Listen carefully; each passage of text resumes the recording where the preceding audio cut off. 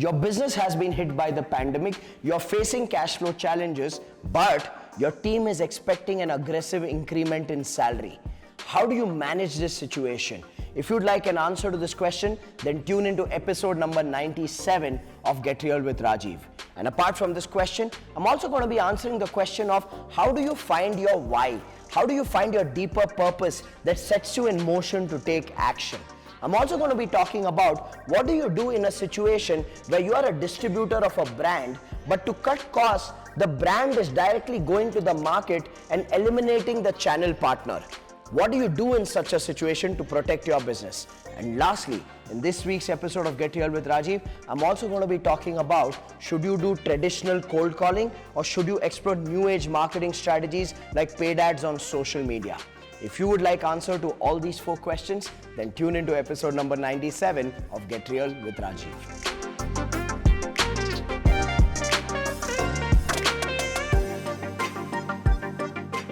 Hello everyone, welcome to episode number 97 of Get Real with Rajiv. Like every single week, we're going to be answering 4 questions, and today, Vineet is going to be the voice of your questions. So Vineet, what's the first question? The first question is from Mohit. His question is, we are distributors for garment brands catering to multi-brand outlets. Post-COVID, we are seeing a lot of change in focus by companies towards exclusive outlets and online trade, which is not a part of our portfolio. Moreover, lots of changes happening to cut costs in whatever way possible. Future existence of channels itself is doubtful. Should we now focus on our own brand as we have access to the market, or is it advisable to venture new avenues like exclusive outlets or online trades, etc., for those products which we are already dealing in? So Mohit, building your own brand is definitely a high effort but a high return strategy, and it can give your business the potential to scale really well. Having said that, building your own brand comes with its own investment in terms of time, in terms of money, in terms of effort. Now, if you are willing to invest the time, money and effort, then I would definitely recommend building your own brand, because things are a lot more in your control and you're giving your business massive scope for growth. Having said that, if your priority at this point of time is just survival, just sustenance and some marginal growth, then you can explore the other option of online trade or exclusive stores like you mentioned. So it really depends on where do you want to take your business and what are you willing to give to your business to get what you want. So think about these parameters and then take a call, my friend, and you'll be able to decide which direction do you gravitate towards based on what you want and what you're willing to give it. So I hope that helps you analyze where you want to take your business. With that, let's go to the second question for the week. So Vineet, what's the second question? The second question is from Subodh. Is it still feasible to make cold calls by salesperson by knocking blind doors and crashing gate? Or is it better to market the product through ads or seminars, etc., and await for genuine inquiries to come? Our personal experience says that 70 to 80% of cold calls are either dumped or need tremendous follow-up to convert as a sale, and is also a huge cost of service. The catch for marketing the product through ads are also not cheap affair. In such a condition, what should be the strategy to attract genuine buyers or clients, especially in this pandemic situation? Well, Subodh, I think you need a mix of both approaches. You need a mix of the traditional cold calling or field marketing, and you need a mix of the modern new age strategies of content marketing or education marketing through seminars and webinars. You need a hybrid of both, and I'll tell you why I say you need a hybrid of both. Now, through social media, you have the opportunity to create content which is of value to your audience. You have the opportunity to grab people's attention with this content, engage them, nurture them, and then create that credibility and curiosity which gets them to inquire about your products or services. So social media and content marketing is a great strategy, a definite strategy in the new world. Having said that, I believe you need to spend money on ads, on paid ads on social media only once you become consistent with your content marketing, only once you are consistent in putting out content which is of value to people. Otherwise, people look at you just as a transactional page or a transactional brand. So definitely adopt to the new methods of doing things, and I think there is also scope to stick to the traditional method of cold calling or telemarketing to set up appointments. Now the challenge there is most entrepreneurs have the wrong perspective about telemarketing and cold calling. Here's what I believe. Like in your question you're mentioning 70 to 80% of cold calls are dumped. I think that's a great average. If 20% or 30% people are responding to your calls and engaging in conversations with you, that's a great strategy, because it's giving you certainty and control, saying if I make 100 calls, at least 20 to 30 people are listening to my sales pitch, and then from there some of them are converting. So I think that's a hygienic strategy. It's a strategy that's giving you certainty of 20-30%, which is phenomenal. I take that any day in my business. And if you're a B2B business, and let's assume your telemarketer is making 50 calls in a day and is able to just get you one appointment out of those 50 calls in a day, you shouldn't be disappointed by that. You should get excited by that, because in a B2B environment, if you think about it, one appointment a day, assuming 20 days of working in a month is 20 appointments in a month. Assuming 10 months in a year, deduct the Diwali, Dasara, Christmas vacations, 10 months in a year, that's 200 appointments in a month. 200 appointments in a month with a follow-up cycle of 12 to 18 months at a 10% conversion ratio is 20 clients. And if you're a B2B business, your average billing value per client will be anywhere between 5 lakhs to 10 lakhs rupees.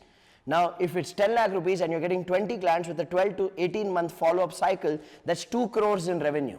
What is the salary of a telemarketer? 15,000, 18,000, 20,000, 25,000 if they're really good. And the salary of a salesperson to follow up, to go for those meetings, 30, 40, 50,000 for a salesperson. I think I'd pay that money any day if I know that through this strategy I'm getting 2 crores of billing value over an 18-month follow-up cycle. So Subodh, it's really about understanding the bigger picture and not feeling disappointed saying, oh, only 30% or 20% people responded to our cold calls. I think you need a hybrid. You need a combination of both the strategies. You need to do social media, content, engagement, nurturing of the audience, creating credibility, grabbing attention, and you need to do telemarketing as a hygiene strategy. So I hope you got your answer, Subodh. With that, let's go to the third question for the week. So Vineet, what's the third question? The third question is from Milind. In IT industry, it's all about mental abilities and logic implementation. Even in this tough time, most of the employees are looking for minimum 30 to 40% increment, or they want to resign. There are cash flow issues due to less business. How to deal with it? Well, Milind, two perspectives.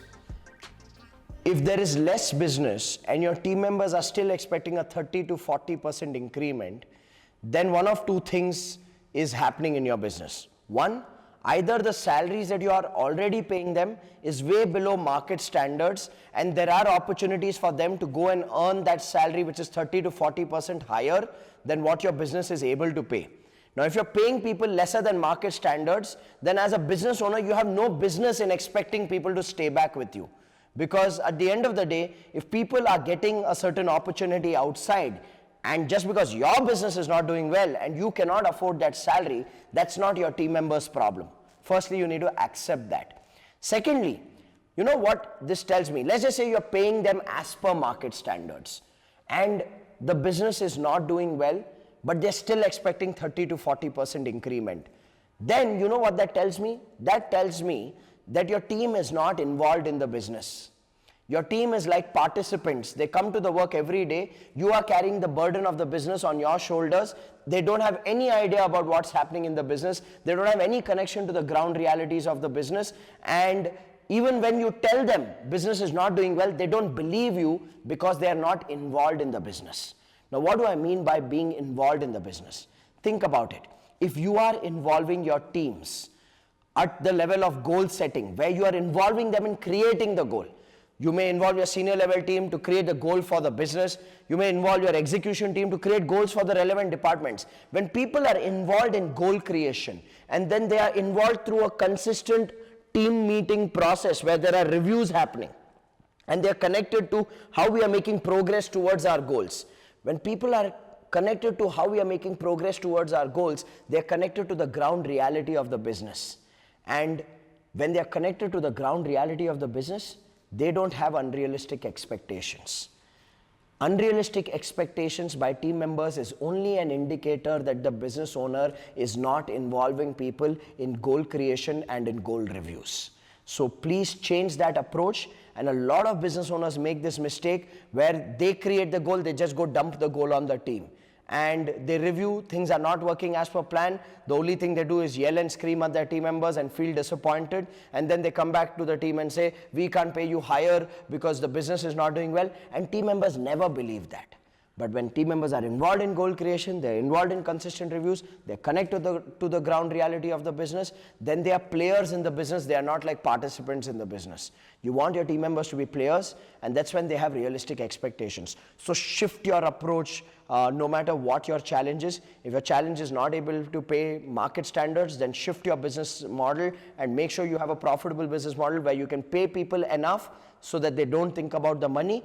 And the second thing is, make sure you involve them in goal creation and consistent reviews. And if you'd like to learn such a system, my recommendation would be to explore the PACE program, where I teach this system called the PACE system, where this is a system to engage your team members to set goals, track goals, and achieve goals in every department of your business. So genuinely explore the PACE program. With that, let's go to the fourth and final question for episode number 97. So Vineet, what's the fourth question? The fourth question is from Sandeep.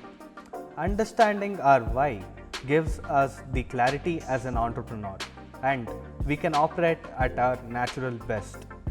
How to find our why, and what are the steps we should follow to find our why? Well, Sandeep, firstly, let's understand why do you need to find out the why, and what is the why? The why is a deeper purpose. It is something that moves you emotionally. It's something that connects you to what drives your spirit and what drives your soul to take action. So the key question you need to ask yourself is, what moves me emotionally? What puts me in that zone where I have the energy to take action? You know, emotion, Tony Robbins says this beautifully. He says, emotion is energy that sets you in motion to take action. So I believe the best within us comes out when we are connected to what moves us emotionally, when we are connected to that compelling reason, when we are connected to that burning desire, when we are connected to that deeper purpose. And all of us have a deeper purpose, all of us have a burning desire, all of us have something that moves us emotionally, because we are human after all. Now if you're asking me, how do you figure out what moves you emotionally? Well, it's by asking yourself certain questions. One question you could ask yourself is, what is a pain from my past experience which I need closure on? Now, it could be that you've tried to build businesses, they've not worked out for you, you've never been able to build a successful business, and that pain kind of lingers. And being connected to finding closure to that moves you emotionally. It kind of pushes you outside your comfort zone to do whatever it takes. Then that's a useful why. Something that is a pain of the past that you want closure on. Sometimes it could not be from the past, it could be from the future. It could be a vision of the future that excites you. Something that you see in the future that you would love to create, that genuinely excites you, that genuinely moves you and into the zone of taking action. It could also be something that you would love to do which will impact the lives of your loved ones. You know, we do more for people we love than we do for ourselves. So sometimes it's just about, okay, I want to do this so that I can give my family this kind of a lifestyle. I want to do this because I want to make my father proud or my mother proud of me. I want to do this for my children. So you need to check with yourself what moves you emotionally. Because there's something that moves you emotionally, either the pain of the past or a vision of the future or something that you want to do for your loved ones. When you ask yourself these questions, and the key is to be real with yourself and not just give motivational answers or superficial positive thinking answers. You really need to feel a shift in your emotion at that point of time. It needs to be something that can move you to tears. It needs to be something that can get your heart rate pounding. It needs to be something that puts a lump in your throat. So you need to find something that moves you emotionally. And the moment you find that and you're connected to that, you become a totally different person. You operate from a totally different zone. You don't have to be motivated or reminded to do anything then, because you do it because it's genuinely important to you. It means something to you. So that is how you find what moves you emotionally, and that's how you find what's your why, what's your deeper purpose. I hope that helps. With that, we come to the end of episode number 97 of Get Real with Rajiv. If you found value in these 4 answers today, then make sure you send in your questions for the upcoming episode. And also, here's what I want you to do. I want you to continue the learning journey with me. If you find value in every episode of Get Real with Rajiv, that's just the start point. I want you to come all the way with me. And your next step in your learning journey with me is to register yourself for the 4-hour Business Breakthrough Seminar. This is a 4-hour live training that I'd like you to register yourself for. The link is below in the caption. Make sure you click and you register yourself. And the reason I want you to come to the Business Breakthrough Seminar is because this is a seminar I have designed exclusively for business owners. It does not matter which industry you come from. You may be a manufacturing business, a trading business, a retail business, a real estate business, a services business, an IT business, an education business, an F&B business, a network marketing business. As long as you have your own business, you need to attend and experience the Business Breakthrough Seminar, because I break down for you the science behind building a stable and successful business, and I give you the pathway and the direction to build a business which can grow without you. Because most entrepreneurs are stuck in this trap of self-employment where they're doing everything and they're not able to pay themselves consistently. The key is to break that trap and build a business which is growing without you, so that you are not involved in day-to-day firefighting and you are focusing on growth and scale. So come on board, click on the link, and I will see you there at the 4-hour training called the Business Breakthrough Seminar. I look forward to seeing you there.